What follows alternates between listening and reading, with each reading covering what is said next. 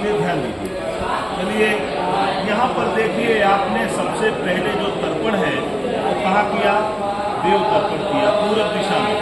उसके बाद आपने उत्तर दिशा में ऋषि तर्पण किया।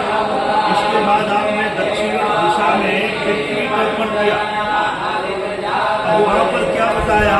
ब्रह्मा के पिता, हे ब्रह्मा तुम तृप्त हो जाओ। तो ब्रह्मा कैसे तृप्त होंगे? जब हम अपने जीवन में जैसे ब्रह्मा ने सृष्टि करके हमें खाने पीने रहने सोने जागने की सारी व्यवस्था दी, ऐसे ही आप भी संतान पैदा करिए, जो भी परिवार में रहता है उसका पालन पोषण करिए, उसको खाने की सोने की बैठने की सारी व्यवस्था दीजिए। इससे क्या होगा? ब्रह्मा के पिता विष्णु के पिता का अर्थ क्या है? जो सबका पालन पोषण करने वाला है।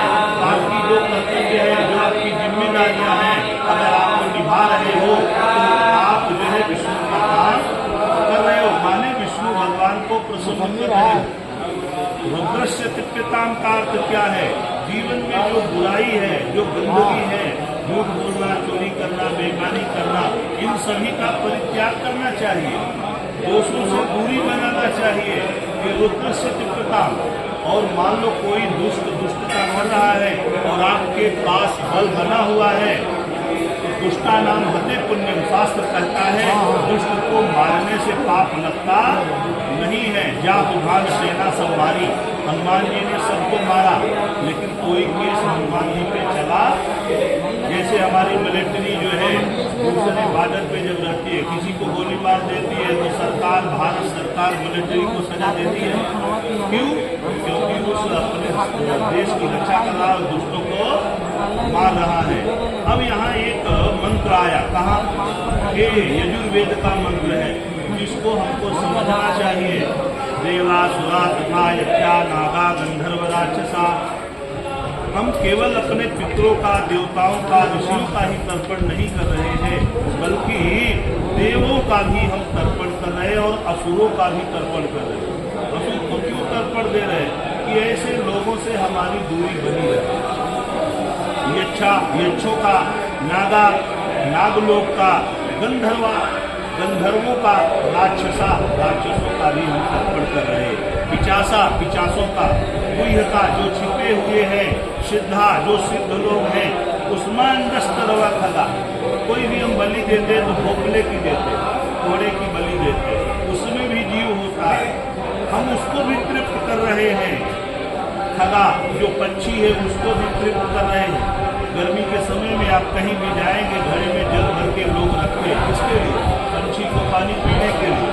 गुजरात, राजस्थान, पंजाब ऐसे स्टेट में अगर आप जाएंगे तो लोग बूथ बना करके लोगों को पानी पिलाते हैं। क्यों? जले चला।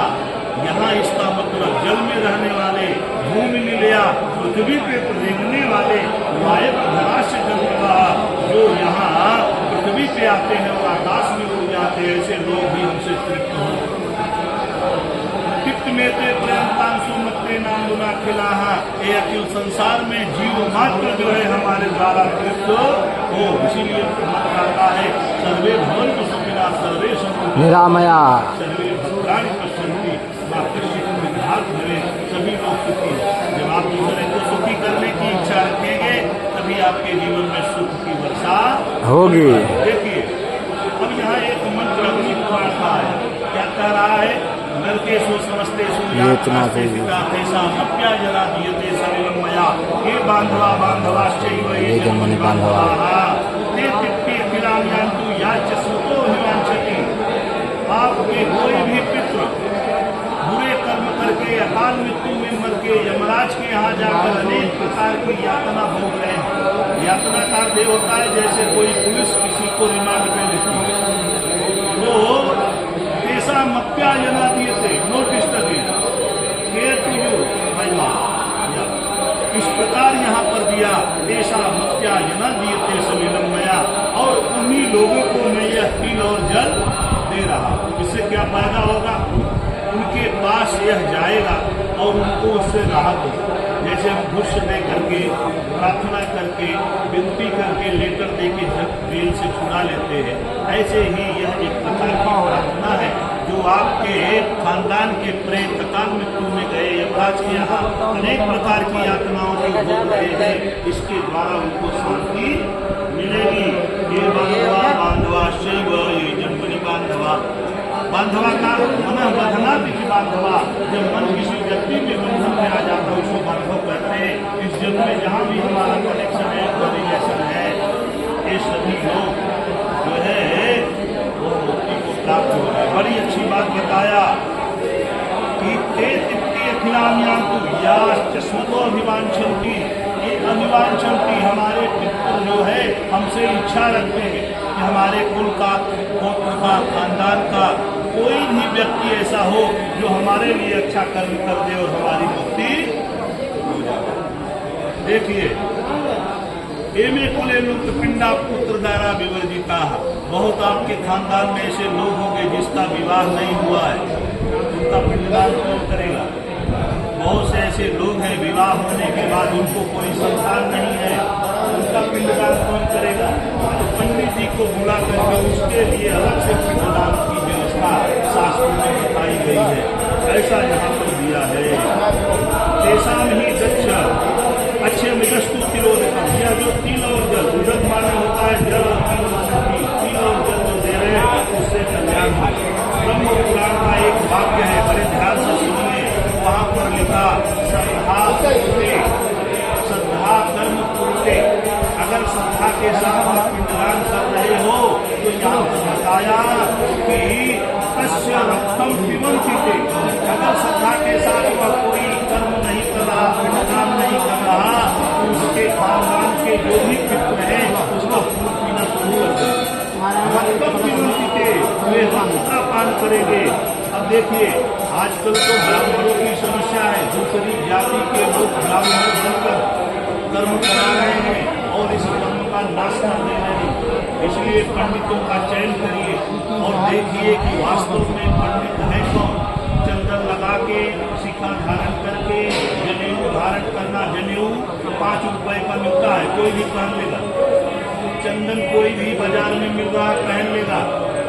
बाल बढ़ा के शिखा हर व्यक्ति धारण कर लेगा, पर वो पंडित नहीं हो सकता, समाज को धोखा दे सकता है। इसलिए बड़े सावधान रहिए, केवल ब्राह्मणों से कर्म कराने की इच्छा रखिए, नहीं तो यहाँ पर दिया कि अन्यान्य जातियाँ जिसके कर्म की शुद्धि नहीं है, जो त्रिकालक नहीं है, जो त्रिसंध्या नहीं करता है, जो गायत्री नहीं जपता है, ऐसे ब्राह्मण के द्वारा इतर ब्राह्मण जो ब्राह्मण न होकर ब्राह्मण बनने की इच्छा रखता है, ऐसे कर्म कराने से 1 लाख रुपया भी खर्चा करोगे तो कर्म का फल मिलने वाला नहीं है। जितना भी वीडियो सब यूट्यूब पे लोग होने वाला। तो इस प्रकार यहाँ पर दिया आप यूट्यूब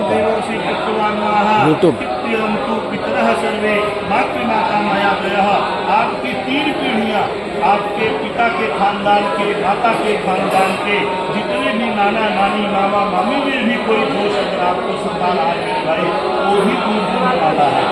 अतीत नाम सप्तद्वीप निवासी करोड़ों करोड़ों कुल की चर्चा यह करता है।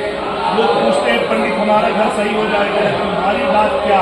अतीत कुल कोटि नाम करोड़ों कुल की चर्चा सप्तद्वीप निवास नाम, पूरे ब्रह्मांड के अंदर कहीं भी प्रेत हो और विधि विधान से अगर यह कर्म कराया जाएगा वही फल मिलेगा। उज्जैन जाइए, बनारस जाइए, आप हरिद्वार जाइए, बद्रिकाश्रम जाइए, कहीं जाने से कोई मतलब नहीं है, कर्म अच्छा कीजिए। अरे हॉस्पिटल में जाने से रोगी का निदान नहीं होता, हॉस्पिटल में जाने से निदान नहीं होता, निदान डॉक्टर और गोली से होता है। वो इलाज चाहे घर में करिए या हॉस्पिटल में। आप हॉस्पिटल में जाओ और डॉक्टर न हो तो आपका इलाज होने वाला नहीं है। विधि विधान के द्वारा अगर कोई भी काम हो रहा है, आप